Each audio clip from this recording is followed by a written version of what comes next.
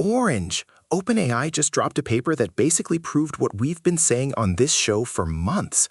Agents aren't coming, they're already here, and they're fundamentally changing how knowledge work gets done. Wait, are you talking about that new research on Codex, the one measuring its economic potential at the frontier?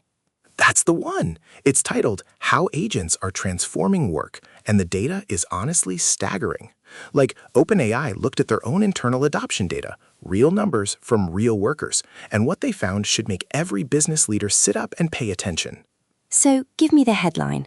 What's the big finding? Agentic AI changes the fundamental unit of knowledge work.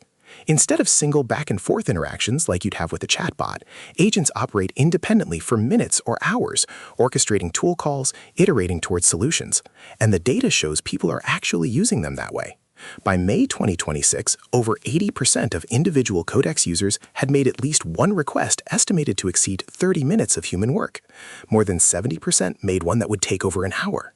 That's a lot. But who's actually using these tools? I feel like we always hear about engineers, but this paper says something different. This is where it gets really interesting. At OpenAI, every single department now uses Codex as their primary AI tool. Engineering moved first, obviously, but legal, finance, and recruiting all crossed over around April 2026. The average OpenAI worker now generates more than 85% of their output tokens on Codex instead of ChatGPT. And get this, Codex accounts for 99.8% of all weekly output tokens generated within OpenAI. 99.8%? So the chatbot era at OpenAI is basically over internally. Essentially, yes. Inside the company that built ChatGPT, agents have already won. But the more fascinating stat is about non-developer adoption. Since August 2025, non-developer individual users grew 137 times. Organizational non-developer users grew 189 times. The fastest growing group of agent users aren't programmers. They're everyone else. That makes sense, but also raises a question. What are non-developers actually doing with these agents? Are lawyers suddenly writing code? Some of them are. The paper found that over a fourth of the work done with Codex by business function employees was engineering or coding. But it's not that lawyers became software engineers overnight. Agents are lowering the cost of moving across task boundaries. A finance person can now automate a data transformation that would have required a ticket to IT. A recruiter can build a tool to parse resumes in bulk. The agent handles the technical execution. The human provides the judgment and direction. So agents aren't replacing people, they're expanding what people can do. That's the positive framing. But what about the economic implications? The paper's subtitle mentions measuring Codex's economic potential. Right. And this is where it gets really consequential. The paper shows that when people have broad, low-friction access to capable agentic tools, they use them for longer, more complex, and more cross-functional work.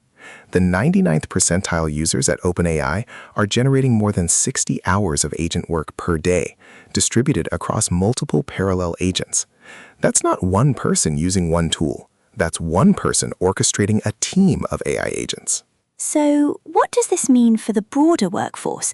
Not everyone works at OpenAI. The same trends are showing up in organizational and individual users outside OpenAI. And the paper's key insight is this. The future of work isn't about chatbots answering questions. It's about agentic systems taking on delegated work, the kind that takes hours or even days, while humans focus on direction setting, judgment, and oversight. The companies that figure out how to deploy this effectively are going to have a massive competitive advantage. So what's the takeaway for someone listening right now who's not a tech company? Start experimenting with agentic tools today. The barrier is lower than you think. Codex, Claude Codex, Copilot, these tools are available now, and the data shows non-technical users are adopting them faster than technical ones. The skill that matters isn't learning to code, it's learning to delegate effectively to AI agents, manage their outputs, and integrate them into workflows. That's the agentic mindset we keep talking about on this show. And that's exactly what this podcast is about. All right, Banana, let's wrap it up with the key points. You know I could talk about this for another hour, but let me keep it tight. 3 takeaways. 1. Agents are the primary AI tool now, not chatbots. even inside the company that invented ChatGPT. 2. Non-developer adoption is exploding, meaning this shift affects every role, not just engineering. 3. The economic opportunity is in learning to orchestrate agents, not in competing with them on execution. Brilliant summary. Today's article was How Agents Are Transforming Work from OpenAI's Economic Research Team. We'll link it in the show notes. I'm Orange. And I'm Banana. This has been Beyond Prompting. New episodes every morning at 7 a.m. Central. If you found this valuable, subscribe, share it with a colleague who's wondering what all this agent talk is about, and we'll see you tomorrow. Keep building the future, one agent at a time.